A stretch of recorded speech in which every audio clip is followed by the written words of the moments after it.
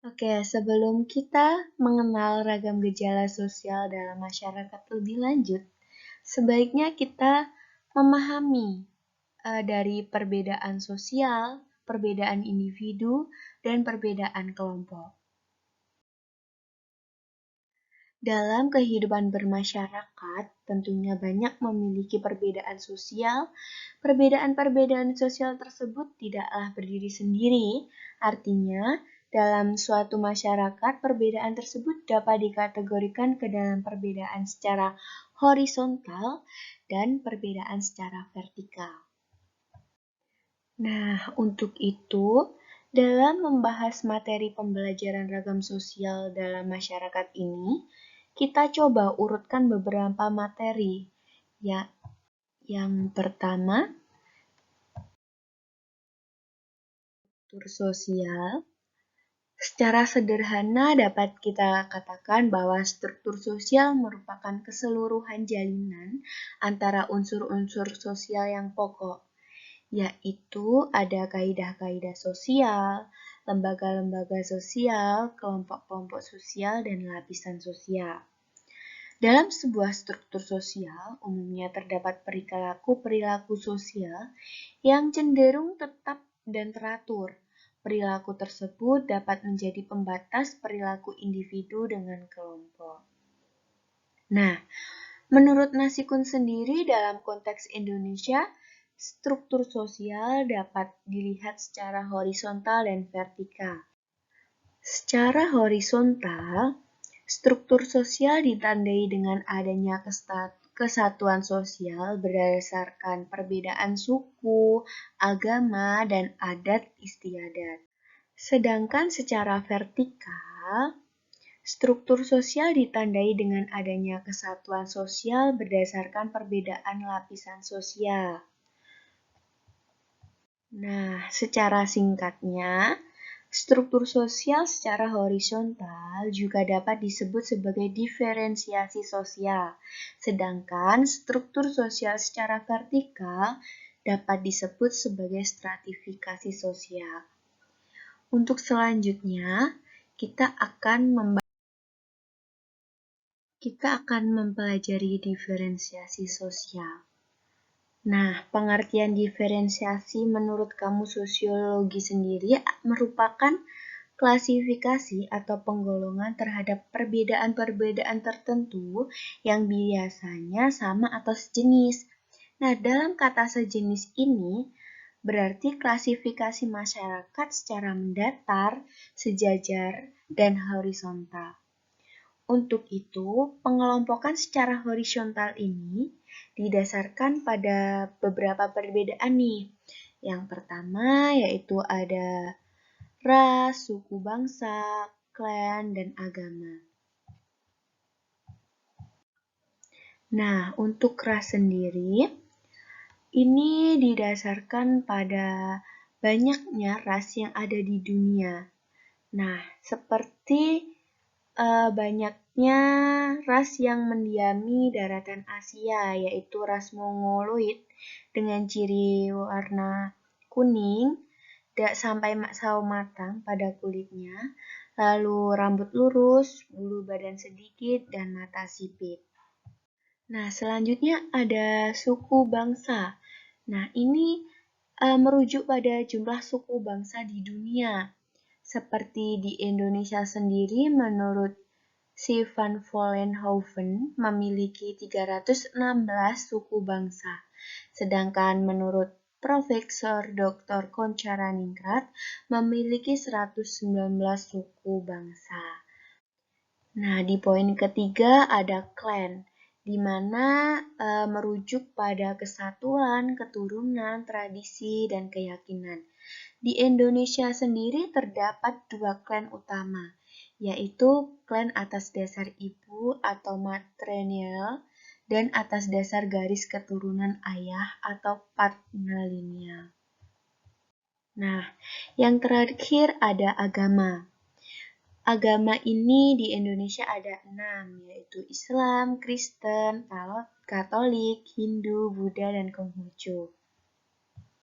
Nah, setelah mengetahui diferensiasi sosial dan bagaimana pengelompokannya, sekarang kita memasuki pengertian dari stratifikasi sosial. Apa sih, Kak, stratifikasi sosial itu? Stratifikasi sosial adalah pengelompokan masyarakat ke dalam lapisan-lapisan sosial secara bertingkat. Perwujudannya dalam masyarakat dikenal sebagai kelas atas, kelas menengah, dan kelas bawah. Nah, untuk dasar dari adanya stratifikasi sosial ini disebabkan karena adanya sesuatu yang dihargai lebih, misalnya kekayaan, ilmu pengetahuan, dan kekuasaan. Nah, jika ada yang bertanya, ukuran apa sih, Kak, yang dipakai dalam mengelompokkan stratifikasi sosial ini? Nah, ukuran yang dipakai yaitu ukuran kumulatif dan bukan ukuran tunggal. Contohnya seperti orang kaya biasanya mudah memiliki kekuasaan, pendidikan, bahkan kehormatan. Seperti itu. Untuk wujud dari stratifikasi sosial yaitu adanya kelas sosial. Nah, kelas sosial ini kita dapat melihat dari segi ekonomi, sosial, dan politik. Untuk segi ekonomi sendiri, Aristoteles membagi masyarakat menjadi 3 bagian, yaitu kelas dari golongan sangat kaya, dan golongan miskin. Segi sosial, masyarakat dikelompokkan atas dasar status pelapisan masyarakat secara sosial dapat dilihat dari pembagian kasta pada masyarakat Bali.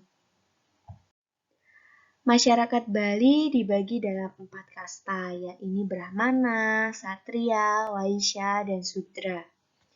Untuk segi politik, didasarkan pada kekuasaan masyarakat yang memiliki kekuasaan biasanya akan ditempatkan pada kelas atas.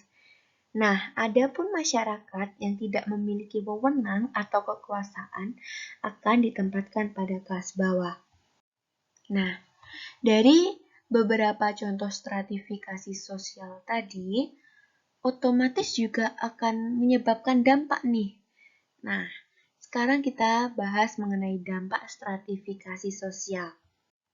Yang pertama yaitu berdampak pada bahasa dan gaya bahasa, di mana masyarakat kelas menengah ke atas biasanya menyelipkan bahasa asing ketika mereka berbicara, kata-kata tidak kasar, dan tutur bahasanya yang sopan.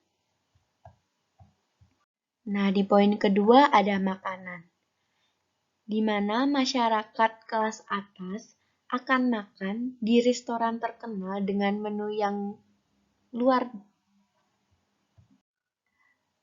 dari jangkauan masyarakat menengah ke bawah.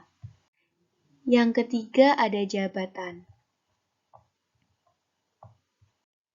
Jabatan ini meliputi gelar dan pangkat. Umumnya, kelas atas memiliki sejumlah gelar atau pangkat. Adapun masyarakat kelas bawah tidak mengenali penggunaan gelar.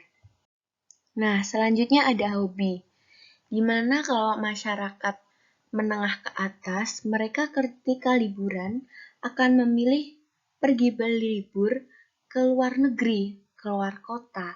Nah, sedangkan untuk masyarakat menengah ke bawah, mereka akan memilih liburan ke tempat lingkungannya saja.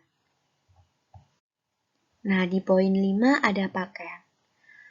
Umumnya, pada masyarakat kelas atas, mereka akan memilih fashion atau baju yang bahannya dari impor, terus sesuai dengan gaya luar negeri. Nah, sedangkan untuk masyarakat kelas bawah, mereka akan membeli baju tersebut di pasar tradisional saja. Di poin ke-6 ada perabotan rumah tangga. Nah, umumnya pada masyarakat kelas menengah ke atas, mereka akan mempunyai perlengkapan rumah tangga yang lengkap dan mewah. Sedangkan masyarakat menengah ke bawah, mereka akan mempunyai peralatan rumah tangga yang seadanya dan bahan-bahannya pun dibeli dari lokal-lokalan saja. Seperti itu. Nah, jadi seperti itu teman-teman, perbedaan dari sosial, perbedaan individu, dan perbedaan antar kelompok. Semoga materi yang saya jelaskan tadi dapat diterima teman-teman dengan baik dan dapat membantu memberikan pengertian kepada teman-teman.